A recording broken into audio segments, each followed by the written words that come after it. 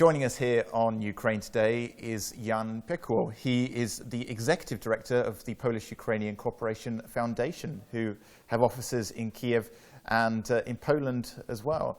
Thank you very much for joining us. Thank you for the invitation. So I wanted to talk to you about relations between the two countries, and just before the interview we were talking about Poland and Ukraine in the 90s, how both were on the same economic level, but at some point something changed and Poland accelerated ahead of Ukraine. So now, what do you think Ukraine can do to almost follow in the footsteps of Poland, except like 20 years later? Now it's a different situation. For Poland it was really the right timing. European Union was blooming. It was much more interesting than today.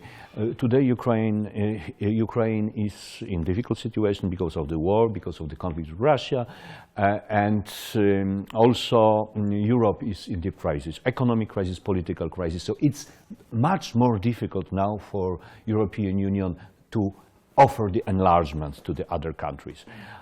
With Poland and with the other Central European countries, it was easy. And first it was the NATO membership, then it was EU membership. And Poland was one of the biggest beneficiaries of European because funding. Poland is doing pretty well for itself compared to, for example, Greece, Italy. After the crisis, Poland still stood up amongst the nations in Europe. Why was that? Because we are starting from the bottom. After the Marshall, the communists left Poland in terrible stage.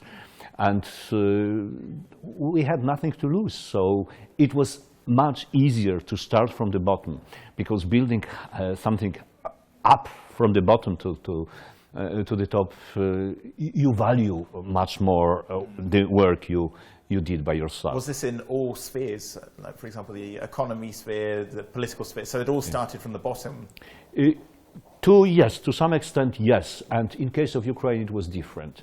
Ukraine went through this period of oligarchization, wild privatization, and then the oligarchs simply managed to take over the power. And it was Orange Revolution, but unfortunately, Orange Revolution didn't bring finally the fruits. So now it is the second window of opportunity opened for Ukraine, and we hope that Ukraine will manage. Although the situation is much more difficult right now because European Union is not ready for the next wave of enlargement and for offering more funding. Because it's fragmented now, and you have a quarter of the seats in the European Parliament are these anti-establishment parties, and this wasn't the case before. So. Yes, the nationalist, xenophobic movements, they are on rise in spirits of this kind. They are on rise in European Union, and they are not really interested in way of enlarging the European Union.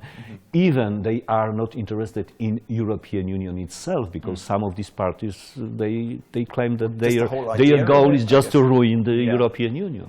Like, for example, the Polish party led by Janusz Korwin-Mikke. And for the viewers who are not really aware of how Poland came out of communism in the late 80s, early 90s, what did Poland do right that Ukraine didn't do? We simply followed the liberal packet of reforms offered by Deputy Prime Minister Leszek Balcerowicz. It was very tough, and we went through the really hardship, but we managed. But the people had belief, though, in the authorities that they could turn around the economy at the time, because it was in freefall. It was really drastic, wasn't it, over the course of 1 or 2 months? It was a kind of silent agreement between the ruling party, the Liberals, and the Solidarity Trade Union, led by Lech Wałęsa at that time. They agreed on some consensus, and this consensus helped to keep people out of the streets. And finally, we managed to build up the liberal democracy. It is not perfect, of course. There were ups and downs, but it's working.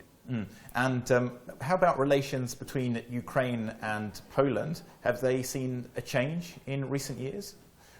Are they better now or worse since the fall of communism?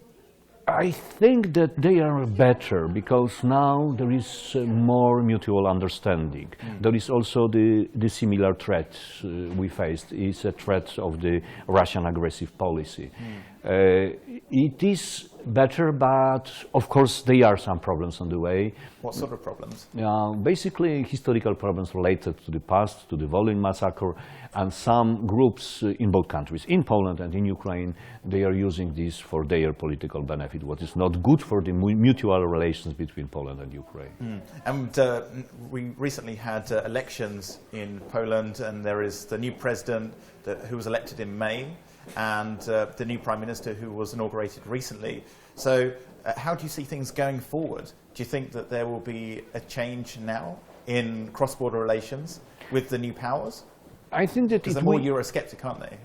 I think that it will be a kind of continuation. It is what President Duda said, that it will be a continuation with some corrections.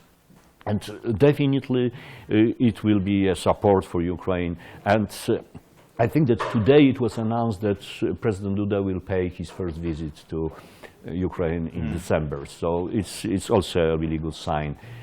After elections, after forming the government, it will be much easier to deal with the issue of Polish-Ukrainian bilateral relations. Yeah. And how has Russia's aggression in eastern Ukraine affected a Polish opinion of Russia? Because these two countries never really saw exact eye to eye.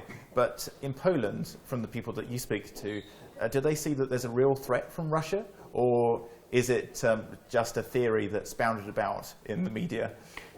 The Polish-Russian relations, they were in the past not very good indeed. And Poles remember the Ribbentrop-Molotov Pact, the annexation of part of Poland, which today is Ukraine, and then the occupation of Poland by both by Russians and Germans, by Red Army, and we have no good memories about Russia, and it was a lot of sympathy for the Ukrainian struggle when, after the annexation of Crimea, Russians invaded eastern Ukraine. It was a lot of sympathy, and a lot of my friends, they donated money. They even managed to drive a car and to deliver some assistance, humanitarian assistance to the battalions.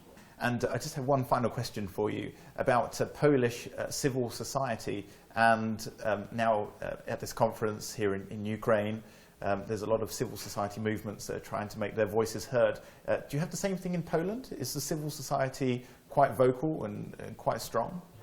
Yes, it is vocal, it's strong, but in my opinion, Ukrainian civil society is at the moment much more stronger, because Ukrainian society managed to simply to rescue the country in this very difficult timing when the Russian troops and separatists invaded, made a revolt in the east. So I'm impressed with Ukrainian civic society, and with their vision. They have a vision. They would like to build the normal democratic country also from the scratch. Okay. Thank you very much, Jan Piórko. Thank you very much so for joining us on Ukraine Today. That was Jan Piórko. He is the Executive Director of the Polish-Ukrainian Cooperation Foundation. Now, back to the news.